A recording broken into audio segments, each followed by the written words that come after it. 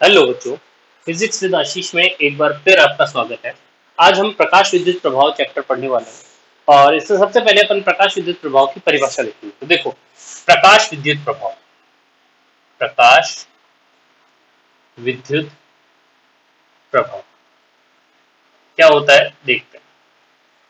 देखो, प्रकाश विद्युत प्रभाव की अगर बात की जाए तो प्रकाश विद्युत प्रभाव क्या है? ये प्रकाशिक घटना है।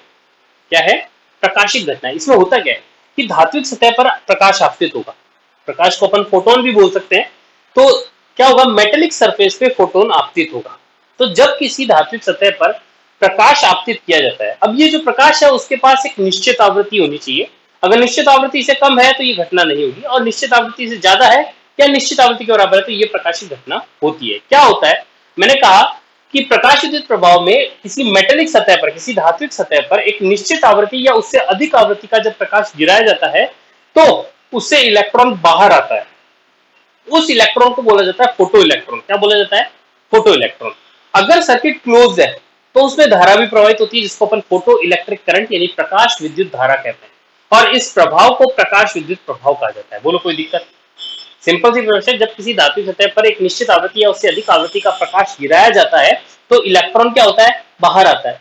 तो जो इलेक्ट्रॉन आता है बाहर उसको अपन बोलते हैं क्या? फोटो इलेक्ट्रॉन यानी प्रकाश इलेक्ट्रॉन।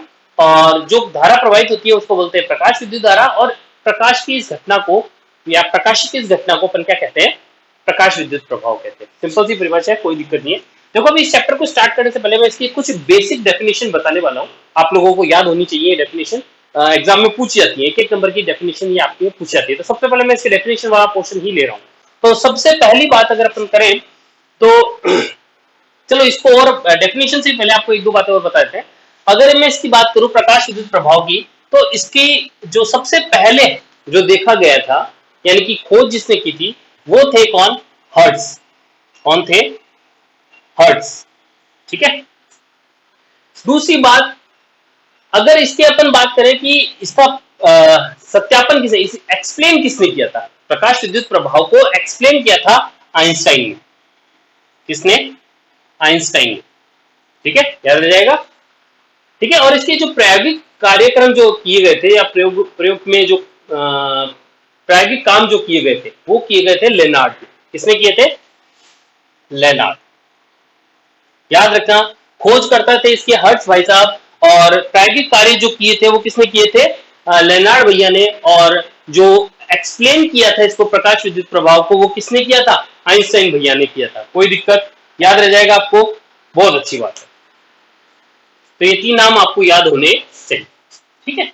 इसके बाद में अपन कुछ परिभाषाओं की बात कर रहे हैं, इंपॉर्टेंट परिभाषा। क्या है वो परिभाषा? सबसे पहली परिभाषा इस चैप्टर की सबसे इंपॉर्टेंट डेफिनेशन आती है, कौन सी? थ्रेशोल्ड फ्रीक्वेंसी यानी कि दहलीय आवृत्ति। दहलीय आवृत्ति। अभी अपन एक बात करते हैं प्रकाश विद्युत प्रभाव। वह निश्चित आवृत्ति या उससे अधिक आवृत्ति का प्रकाश से जब डाला जाता है तभी इलेक्ट्रॉन बाहर आता है। वह निश्चित आवृत्ति क्या कहलाती है? दहलीय आवृत्ति ही कहलाती है। इसको न्यू नॉट से रिप्रेजेंट करते हैं। किससे करते हैं? न्यू नॉट से।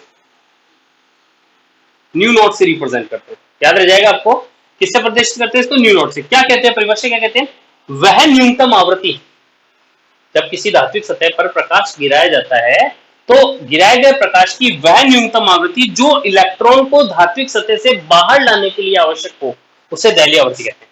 वह न्यूनतम आवृत्ति जो प्रकाश विद्युत इलेक्ट्रॉन को या प्रकाश इलेक्ट्रॉन को या फोटो इलेक्ट्रॉन को धात्विक सतह तक लाती है, उस इलेक्ट्रॉन को उस आवृत्ति को क्या कहते हैं? दहलीय आवृत्ति। याद रह जाएगा, वह न्यूनतम आवृत्ति जो किसी इलेक्ट्रॉन को धात्विक सतह से बाहर निकालने के लिए आवश्यक होती है, उस आवृत्ति को अपन क्या कहते हैं? दहलीय आवृत्ति कहते हैं। ठीक है। दहलीय आवृत्ति के संगत एक और परिभाषा दी जाती है, वो है दहलीय तरंग दैर्घ्य, थ्रेशोल्ड वेवलेंथ। क्या बोलते हैं? दहलीय तरंग दैर्घ्य। इसको लैम्डा नॉट से रिप्रेजेंट करते हैं। किससे करते हैं? लैम्डा नॉट से। तो ये आप सब जानते हो कि न्यू इज इक्वल टू होता है सी अपॉन लैम्डा। सी क्या होता है? प्रकाश का वेग। लैम्डा तरंग दैर्घ्य न्यू आवृत्ति। अगर मैं यहाँ पर न्यू नॉट लिख रहा हूँ तो यहाँ पे लैम्डा नॉट लिखूंगा। तो ये लैम्डा नॉट जो होता है ना, वही होती है दहलीय तरंग। तो यानी lambda naught is equal to क्या लिखूंगा? C upon nu naught. याद रह जाएगा आपको, lambda naught is equal to क्या होगा? C upon nu naught. ठीक है। यानी अगर मैं इसको परिभाषित करूं तो अब आप एक चीज देखो, कि अगर मैं आवृत्ति के लिए बोल रहा हूं वह न्यूनतम आवृत्ति, तो लैम्डा नॉट के लिए क्या बोलूंगा, वह अधिकतम तरंग दैर्घ्य।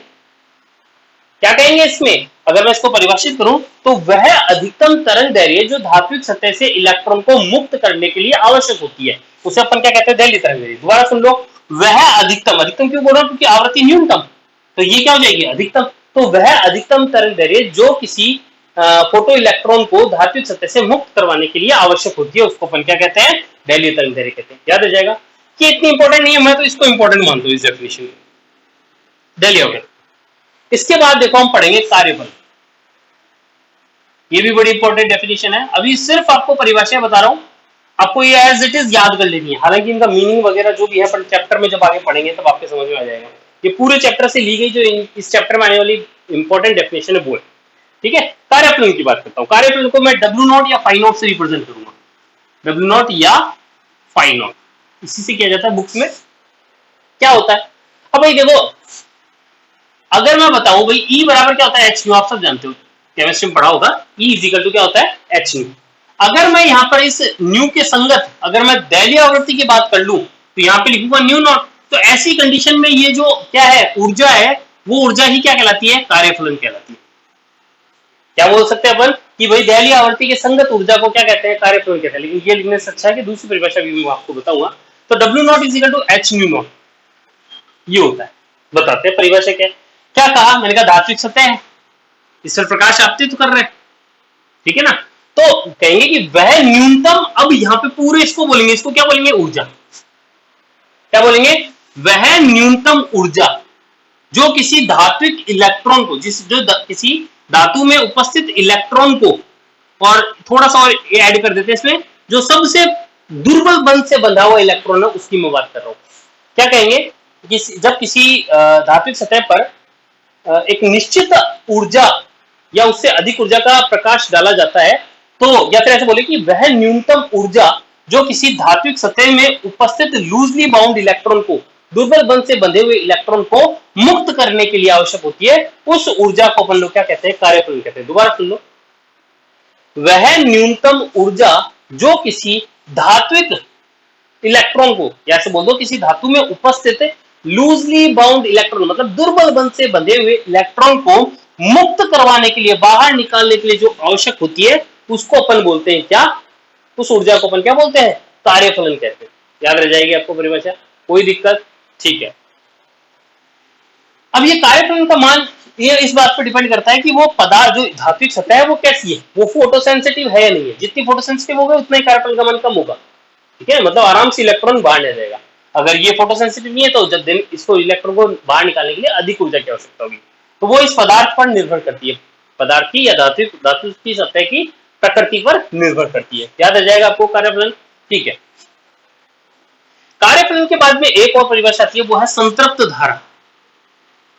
संतृप्त धारा ये क्या होती है भाई, अगर मैं संतृप्त धारा, इसको आईएस रिप्रेजेंट करेंगे, आईएस। संतृप्त धारा क्या होती है भाई, देखो जब हम किसी धात्विक सतह पे प्रकाश को आपतित करते हैं तो इलेक्ट्रॉन बाहर निकलता है, सर्किट क्लोज है, तो उसमें धारा प्रवाहित होती है, समझ रहे हो। तो यहाँ पर वो जो धारा है वो क्या होता है, जैसे जैसे अपन आवृत्ति का मान बढ़ाते हैं वैसे वैसे क्या होता है, धारा का मान बढ़ता जाता है। लेकिन एक निश्चित आवृत्ति के बाद में वो चाहे कितना भी आवृत्ति बढ़ा लो, उसके बाद में धारा का मान बढ़ता नहीं। तो अधिकतम धारा को अपन क्या कहते हैं, संतृप्त धारा कहते हैं। याद रह जाएगी मेरी बात, मैंने क्या कहा, प्रकाश विद्युत धारा के अधिकतम मान को संतृप्त धारा कहते हैं। क्या कहा, जो भी फोटो इलेक्ट्रिक करंट है, जब हम इसमें प्रकाश विद्युत प्रभाव होता है जिसके संगत फोटो इलेक्ट्रिक करंट यानी प्रकाश विद्युत धारा, ये क्या है, धारा के अधिकतम मान को हम लोग क्या कहते हैं, संतृप्त धारा कहते हैं। ये परिभाषा इतनी इंपॉर्टेंट है। मैंने कहा एक तो ये दैलीय आवृत्ति की इंपॉर्टेंट है, कार्यफलन की इंपॉर्टेंट है, बहुत बार पूछी गई है एग्जाम में।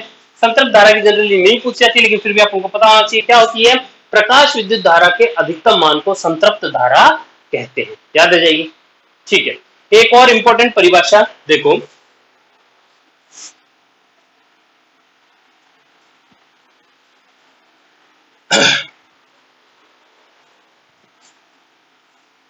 एक और इंपॉर्टेंट परिभाषा क्या है, स्टॉपिंग पोटेंशियल, निरोधी विभव। निरोधी विभव, निरोधी विभव किसे कहते हैं, ध्यान देना। ये इंपॉर्टेंट है, इंपॉर्टेंट डेफिनेशन है इससे। निरोधी विभव इसको स्टॉपिंग पोटेंशियल या वी नॉट से रिप्रेजेंट करेंगे। किससे रिप्रेजेंट? कैपिटल वी है, कैपिटल वी नॉट से रिप्रेजेंट करेंगे निरोधी विभव। ठीक है, परिभाषा बता रहा हूं, अभी समझ में आपको जब चैप्टर पढ़ाऊंगा तब आएगा। निरोधी विभव किसे कहते हैं? देखो, वह ऋणात्मक विभव, अभी डेफिनेशन आप लोग समझ में आपको बाद में आएगा। वह ऋणात्मक विभव जिस पर क्या हो जाएगा, प्रकाश विद्युत धारा का मान घटकर शून्य हो जाता है, उस विभव को अपन क्या बोलते हैं? स्टॉपिंग पोटेंशियल या निरोधी विभव। दोबारा सुन लो, वह ऋणात्मक विभव जिस पर प्रकाश विद्युत धारा का मान घटकर शून्य हो जाता है, उस विभव को निरोधी विभव कहते हैं। याद आ जाएगी परिभाषा, दोबारा सुन लो। क्या कहा मैंने? मैंने कहा कि वह ऋणात्मक विभव जिस पर प्रकाश विद्युत धारा का मान घटकर शून्य हो जाता है, उसे क्या कहते हैं? स्टॉपिंग पोटेंशियल यानी कि निरोधी विभव कहते हैं। बोलो, याद रखोगे इस बात को? बहुत अच्छी बात है, इंपॉर्टेंट डेफिनेशन। ठीक है, और बाकी आपको समझ में आपको थोड़ी देर बाद में आ जाएगा जब हम ये चैप्टर।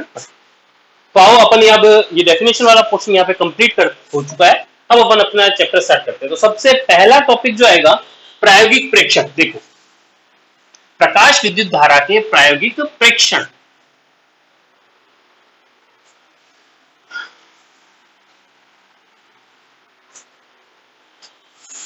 प्रकाश विद्युत प्रभाव के प्रायोगिक प्रेक्षण, ऑब्जर्वेशन। फोटो इलेक्ट्रिक इफेक्ट के ऑब्जर्वेशन, के प्रैक्टिकल ऑब्जर्वेशन। ठीक है ना, practical observation of photo electric effect. देखो, एक अपने पास बल्ब होता है, पहले डायग्राम बनाता हूं मैं। निर्वातित एक बल्ब होता है जिसके अंदर कर्व्ड कैथोड होता है, ये तो है कैथोड, और एक प्लेट के रूप में होता है एनोड, सीधी प्लेट के रूप में एनोड। ठीक है, कैथोड के और एनोड के सिरों पर अपन लोग क्या लगा देते हैं? एक वोल्ट मीटर लगा देते हैं, और इसके साथ में इसका धारा का मेजरमेंट लेने के लिए अपन माइक्रो अमीटर लगा देते हैं। माइक्रोमीटर इसलिए लगाते हैं क्योंकि इसमें बहुत कम मान की धारा प्रवाहित होती है, तो उसको नोटिस करने के लिए अपन माइक्रोमीटर लगाते हैं। ठीक है, फिर अपन यहाँ पर एक स्पेशल टाइप की यहाँ पे की लगा देते हैं। स्पेशल टाइप की क्या है? देखो, वो आपको समझ में आ जाएगा जब अपन आगे पढ़ेंगे तब स्पेशल टाइप की कैसे है। यहाँ पे बैटरी लगा देते हैं। ठीक है, और बैटरी में अपन पोटेंशियल की वैल्यू को बार बार चेंज करने के लिए अपन पोटेंशियल डिवाइजर, विभव विभाजक लगा देते हैं। ठीक है,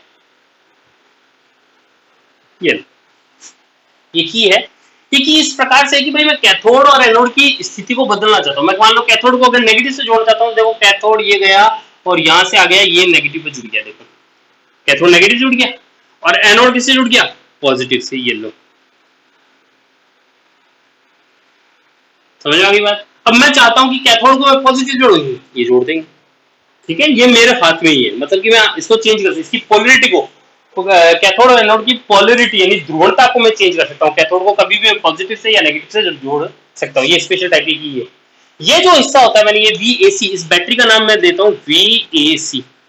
AC मतलब एनोड और कैथोड के बीच की जो बैटरी लगाई है उसको VAC से नाम मैंने दिया।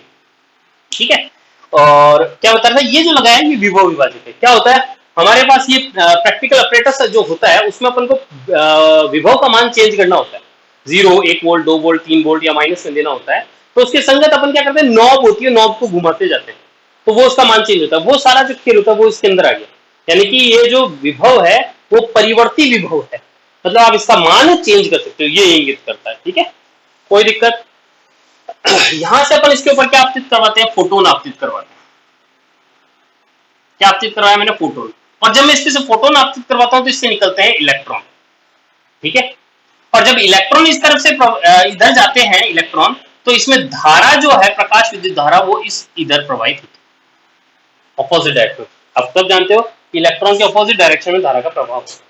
सिंपल सी कहानी है। अगर मैं प्रकाश विद्युत प्रभाव की परिभाषा बताऊं तो देखो, जब मैं एक निश्चित आवृत्ति का प्रकाश इस पर डालता हूं तो ये क्या, देखो अभी तक जब तक इसमें प्रकाश नहीं डाला तो ये सर्किट इनकम्प्लीट है। बैटरी है, आप ये देखो जुड़ी हुई तो बैटरी से जुड़ा हुआ है, लेकिन यहाँ पर इनके बीच में गैप है, यानी कि सर्किट पूरा नहीं है। सर्किट पूरा करता कौन है? मैंने कहा जब इस पर प्रकाश डालते हैं, इलेक्ट्रॉन यहाँ से यहाँ पर जाता है तो सर्किट कंप्लीट हो जाता है। अब धारा प्रवाहित होती है, और जो धारा प्रवाहित होती है उसको प्रकाश विद्युत धारा कहते हैं। समझ में आई यही बात? ठीक है। अभी मैं जो पढ़ाने वाला हूँ आपको प्रेक्षण पढ़ाने वाला हूँ। देखो प्रायोगिक प्रेक्षण कहते हैं, चैप्टर बहुत थ्योरेटिकल है, लेकिन मैं आपको बता रहा हूँ कि इसमें ऐसी भी कोई बात नहीं है जो आपको समझ में नहीं है। ऐसी कोई बात नहीं है जो आपको समझ में नहीं है या आपको रटना पड़े, ऐसी कोई चैप्टर इस चैप्टर में कोई बात नहीं है। हाँ, कुछ बातें आपको याद रखनी पड़ती है क्योंकि अभी आप उस लेवल तक नहीं पहुंचे। अगर आप उस लेवल तक पहुंच जाओगे तो वो चीजें समझ में आ जाएगी। समझ रहे हो मेरी बात? मैं फिर भी आपको कहूंगा 99% जो इस चैप्टर में है वो आपको याद करने की कोई आवश्यकता नहीं है, आपको समझने की आवश्यकता। अगर आपको समझ में आ गया तो इस चैप्टर में आपके कोई दिक्कत नहीं आने वाली। और ये जो चैप्टर है आपका सबसे महंगा चैप्टर है। ये आपकी 12th क्लास के जितने भी चैप्टर है सबसे महंगा है। ऐसा नहीं आपको कोई 10-12 नंबर का चैप्टर है, ये 4 नंबर का चैप्टर है। समझ रहे हो मेरी बात? लेकिन फिर भी महंगा क्यों है? क्योंकि छोटा सा चैप्टर है, छोटे से चैप्टर में 4 नंबर आपको मिल जाएंगे, लेकिन अच्छे क्वेश्चन आते हैं इसके। ठीक है, तो ध्यान दो। हाँ, मैं प्रेक्षण की बात कर रहा था। सबसे पहले तो प्रेक्षण कहते किसे, ऑब्जर्वेशन किसे कहते हैं? तो देखो, जैसे आप मान लो चाय बना रहे हो, चाय बनाते आपने एक बर्तन लिया, उस बर्तन में पानी डाला, पानी को आपने डाला और आपने गैस के ऊपर रख दिया। जब आपने गैस के ऊपर चालू करके जब रखते हो तो पानी खोलने लग जाता है। आप देखते हो उसके अंदर छोटे छोटे बुलबुले बनते हैं, तो आप देख रहे क्या उसके अंदर बुलबुला बना, ये ऑब्जर्वेशन है। फिर आपने उसमें चाय पत्ती डाली तो उसका रंग काला हो गया, तो पानी का रंग काला हो गया चाय पत्ती डालने के पश्चात, ये इसका ऑब्जर्वेशन। ठीक है, फिर उसके बाद में आपने इसमें दूध डाला, तो दूध डालने के बाद में इसमें क्या हो गया, दूध गर्म हुआ, गर्म होकर उफनने लग गया। उफनेगा तो दूध का उफनना, ये भी आपका प्रेक्षण है। मतलब जो आपने प्रयोग करते समय देखा वो प्रेक्षण कहलाते हैं। ठीक है, उसमें रीजन नहीं आते, रीजन बाद में साइंटिस्ट देते हैं कि भाई ऐसा हुआ तो इसका कारण क्या होगा। तो अभी फिलहाल हम सिर्फ प्रेक्षण की बात कर रहे हैं। मैं हालांकि थोड़ा थोड़ा आपको जो साइंटिस्ट ने इनका एक्सप्लेन किया था वो भी आपको साथ साथ में थोड़ा बहुत बताता रहूंगा, बाकी आगे तो बताऊंगा ही बताऊंगा। अभी सबसे पहली बात, इसके टोटल मैं 8 प्रेक्षण बताने वाला। सबसे पहली बात क्या, सबसे पहली बात देखो, दैलीय आवृत्ति।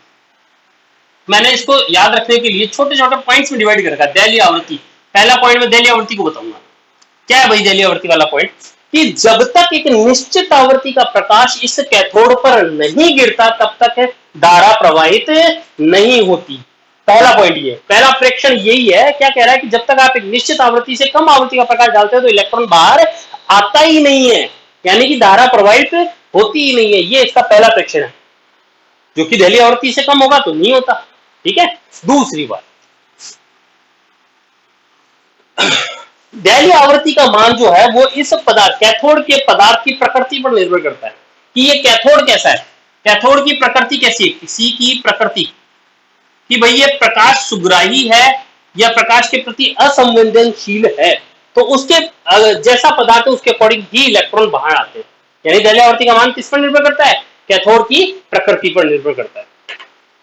इसके बाद देखो तीसरा पॉइंट, कि जब एक निश्चित आवृत्ति या उससे अधिक आवृत्ति का प्रकाश कैथोड पर डाला जाता है तो इलेक्ट्रॉन कैथोड पर डाला जाता है तो इलेक्ट्रॉन जो है वो यहां से यहां पे पहुंचता है और इसमें धारा प्रवाहित होती है। इस पूरे प्रक्रम में कोई भी समय पश्चता नहीं होती, टाइम लैग नहीं होता। टाइम लैग से मेरा मतलब है, मतलब कैथोड से इलेक्ट्रॉन को यहां से यहां तक जाने में, धारा प्रवाह होने में कोई भी समय की बर्बादी नहीं होती। जैसे ही एक निश्चित आवृत्ति का प्रकाश आप डालते हो तुरंत प्रभाव से धारा प्रवाहित हो जाती है। इसमें कोई समय नहीं, ऐसा नहीं है कि भैया अभी तो प्रकाश आया है, इलेक्ट्रॉन निकलेगा, फिर इलेक्ट्रॉन निकलकर एनोड पर पहुंचेगा तो इस प्रक्रिया में समय लगेगा। ऐसा नहीं है। अगर निश्चित आवृत्ति है तो तुरंत प्रभाव से धारा प्रवाहित होगी। अगर निश्चित आवृत्ति से कम का प्रकाश है तो क्या होगा, धारा प्रवाहित नहीं होगी। जो होगा वो तुरंत होगा, इसमें समय की बर्बादी नहीं होगी। ये बात है। तीसरा पॉइंट क्या है? Time lag. No time lag, no time lag, मतलब इसमें कोई समय पश्चता नहीं होती है। ठीक है, चौथा, पांचवा और छठा, इसको मैं मेरे हिसाब से अगर शॉर्ट में लिखता हूं तो मैं लिखता हूं VAC बराबर 0 है, VAC बराबर पॉजिटिव, अभी बताऊंगा इसका मीनिंग क्या है, पॉजिटिव। और छठा पॉइंट जो लिखूंगा मैं वो VAC बराबर नेगेटिव। ये 6 पॉइंट में अभी आपको समझाने वाला। सबसे पहले मैंने क्या कहा, VAC बराबर 0, यानी कि ऐसी कंडीशन में मैंने ये बैटरी नहीं लगा रखी है, VAC को ये तो प्लस है और ये क्या है माइनस। ये बैटरी नहीं लगा के मतलब मैंने सीधी बात है ये ऐसे कनेक्शन कर दिया। कैसा कनेक्शन किया, यहाँ से ये जो तार आ रहा है इसको आपस में ही जोड़ दिया, ये नीचे नहीं जोड़ा। क्या धारा प्रवाहित होगी? अब क्या सोचते हो आप? धारा प्रवाहित होगी, बहुत ही अल्प मान की धारा इसमें प्रवाहित होती है। कैसे है भैया? क्योंकि यहाँ पर अपन निश्चित आवृत्ति उससे अधिक आवृत्ति का प्रकाश डालते हैं, इलेक्ट्रॉन निकल के यहाँ पहुंच जाते हैं, तो धारा इसमें अल्प मान की धारा इसमें प्रवाहित होती है जी। उसी को तो प्रकाश विद्युत धारा कहते हैं। बैटरी तो सपोर्ट या अपोज करने के लिए लगाई जाती है, ठीक है ना। बाकी धारा अल्पमान की इसमें माइक्रोमीटर लगाने के पीछे कारण ये था कि वो अल्पमान की धारा का मेजरमेंट ले ले, जो थोड़ा सा भी डिफ्लेक्शन आता है उसको नोट कर ले। चौथा पॉइंट समझ में आया? VAC बराबर 0 है तब इसमें अल्पमान की धारा प्रवाहित होती है जिसे प्रकाश विद्युत धारा कहते हैं। जब इस उपकरण को किसी भी बैटरी बाह्य बैटरी से नहीं जोड़ा जाता है तो और एक निश्चित आवृत्ति से अधिक आवृत्ति का प्रकाश इस पर गिराया जाता है तो इस सर्किट में अल्पमान की धारा प्रवाहित होती है जिसे प्रकाश विद्युत धारा कहते हैं। बोलो कोई दिक्कत? चौथे के बाद में पांचवा पॉइंट देखो, VAC बराबर पॉजिटिव। अब अगला प्रेक्षण क्या कह रहा है? VAC पॉजिटिव का मतलब मैं कैथोड को तो जोड़ दूं क्या नेगेटिव से। समझो भैया, VAC पॉजिटिव का मतलब मैं ये ले रहा हूं कि कैथोड को जोड़, कि भाई मेरे नोटेशन है आपको ऐसे लिख के नहीं आने, ये तो मैंने याद रखने के हिसाब से बता रखा है, इसी क्रम में मुझे याद रहते हैं, ठीक है ना। उसको याद करने के छोटे छोटे बिंदु मैंने बना रखे। क्या काम मैंने? कैथोड को लिया और किस पर जोड़ दिया? इस बैटरी के नेगेटिव टर्मिनल पे जोड़ दिया। और एनोड को लिया और एनोड को कहां पर डाल दिया? मैंने बैटरी के पॉजिटिव। इसको मैंने बोला VAC पॉजिटिव है। अब मैं क्या कर रहा हूं कि भाई आपको यहां पे लिखना क्या होगा, कैथोड को नेगेटिव व एनोड को बैटरी के पॉजिटिव टर्मिनल से जोड़ने के पश्चात अगर विभव का मान बढ़ाया जाता है, अगर विभव का मान बढ़ाया जाता है तो प्रकाश विद्युत धारा के मान में वृद्धि होती है, लेकिन एक निश्चित विभव के पश्चात उसका मान संतृप्त हो जाता है। यानी कि अगर मैं इस पांचवें पॉइंट का ग्राफ बनाऊं, यहां तो लिख दिया मैंने VAC, ठीक है, और यहां पे मैंने क्या लिखा? VAC पॉजिटिव है, sorry PEC, photo electric current. तो देखो मैंने कहा जब जीरो, यहां पर मान लो 0 वोल्टेज है तो 0 वोल्टेज वाला ये बिंदु है, तो इस पर धारा का मान 0 हुआ क्या? नहीं हुआ, तो यहां से ग्राफ चालू हुआ। मैंने अब इसके बाद इसका मान बढ़ाया तो इसका मान भी बढ़ता गया और बढ़ने के बाद में एक निश्चित विभव के मान में इसका मान क्या हो गया? संतृप्त हो गया। ये हो गया IS, ये क्या हो गया? IS, संतृप्त धारा। प्रकाश विद्युत धारा के अधिकतम मान को संतृप्त धारा कहते हैं। बोलो समझ में आया कि नहीं आया? ठीक है। अब मैंने कहा ये VAC यानी कि क्या काम है, जब कैथोड को नेगेटिव टर्मिनल से एनोड को पॉजिटिव टर्मिनल से जोड़कर विभव का मान बढ़ाता हूं तो प्रकाश विद्युत धारा के मान में प्रारंभ में वृद्धि होती है, एक निश्चित विभव के बाद में क्या हो जाता है? धारा के मान में वृद्धि नहीं होती है, उस धारा को संतृप्त धारा कहते हैं। ठीक है, ये वाली बात पांचवें पॉइंट में आ जाएगी। ठीक है, ये मैंने देखा। छठा पॉइंट कहता है कि अगर VAC बराबर नेगेटिव हो, ये तो VAC इधर तो पॉजिटिव है, इधर 0 है और इधर नेगेटिव है, हाँ या ना। तो यहाँ पर आप देखो, अब जब क्या करता हूं कि नेगेटिव का मेरा मतलब ये है कि जब कैथोड को अब ध्रुवता बदल देता हूं, कैथोड को पहले नेगेटिव से जोड़ रखा था, एनोड को पॉजिटिव जोड़ रखा, अब मैं उल्टा काम कर रहा हूं, यानी कि कैथोड को अगर मैं जोड़ दूं पॉजिटिव से और एनोड को जोड़ दूं अगर मैं नेगेटिव से, तो और फिर विभव का मान बढ़ाऊं, यानी कि अगर मैं बोलूं ध्रुवता को बदलकर विभव का मान बढ़ा रहा हूं, मतलब देखा जाए तो घटा ही रहा हूं, ऋणात्मक दे रहा हूं, समझ लो, इस डायरेक्शन में बढ़ा रहा हूं यानी कि घटी तो रहा है। तो यानी कि इसकी ध्रुवता को चेंज करके अगर विभव का मान बढ़ाया जाता है तो ऐसी स्थिति में अब देखो प्रकाश विद्युत धारा का मान घटता है, प्रकाश विद्युत धारा का मान क्या होगा? घटेगा और घटकर एक निश्चित विभव पर इसका मान क्या हो जाएगा? 0। इस जिस विभव पर इसका मान 0 हो जाता है प्रकाश विद्युत धारा का मान, उसको अपन बोलते हैं स्टॉपिंग पोटेंशियल। बोलो समझ में आया नहीं आया? ये तो थे प्रेक्षण। अब मैं इसका रीजन भी थोड़ा सा अभी आपको दे ही देता हूं, इस चौथे पांचवें छठे का। भैया जब मैंने इसको नहीं जोड़ा किसी से तो इसमें अल्पमान की धारा प्रवाहित, उसको प्रकाश विद्युत धारा कह दिया, कोई दिक्कत नहीं है, 0 वोल्टेज पर इसमें कोई ना कोई धारा का मान। जब मैंने इस कैथोड को किससे जोड़ा? नेगेटिव से, उसको पॉजिटिव से, तो देखो यहां पर अगर धारा की दिशा बताऊं इसके कारण, तो देखो ये इस प्रकार से बहेगी धारा, यानी कि धारा जो है बाह्य एक्सटर्नल करंट EI एक्सटर्नल जो है वो इस धारा का सपोर्ट कर रही है कि अपोज कर रही है? सपोर्ट कर रही है। तो ऐसी कंडीशन में जब ये सपोर्ट कर रही है तो इस धारा का मान बढ़ता है, धारा का मान क्या होता है? बढ़ता है। ठीक है, लेकिन एक विभव के बाद में हद होती है, हर चीज की एक हद होती है, तो एक हद तक पहुंचकर रुक जाता है, अधिकतम धारा आ जाती है, संतृप्त धारा कहते हैं। जब मैं इसको उल्टा जोड़ देता हूं, मतलब कि इनको आप ऐसा जोड़कर मैं कैसे जोड़ देता हूं, मान लो ऐसे जोड़ दूं, तो अब ऐसी कंडीशन में धारा जो है उसकी दिशा कैसी हो जाएगी, इस प्रकार हो जाएगी, यानी कि एक्सटर्नल धारा की दिशा ऐसे हो गई, जो कि इस धारा का अपोज कर रही है। अपोज करेगी तो धारा का मान घटेगा, घटकर घटकर घटकर घटकर एक निश्चित विभव पर जब हम घटाते घटाते घटाते हम एक निश्चित विभव पहुंचते हैं, तो वहां पर प्रकाश विद्युत धारा का मान 0 हो जाता है। इसको स्टॉपिंग पोटेंशियल कहते हैं। बोलो, 3 पॉइंट समझ में आ गया? इसको एक्सप्लेन भी कर दिया मैंने, याद रह जाएगी आपको बात, ठीक है। ये 6 पॉइंट थे। अब इसके बाद में 2 और इंपॉर्टेंट पॉइंट है जो अपन पढ़ेंगे। एक तो तीव्रता का प्रभाव और एक क्या, आवृत्ति का प्रभाव, ठीक है। वो अपन पढ़ते हैं अपने अगले टॉपिक में। ये जो 6 पॉइंट है ये आप लोगों को ध्यान रखने। आज के समाचार समाप्त होते हैं। जय हिंद, जय भारत।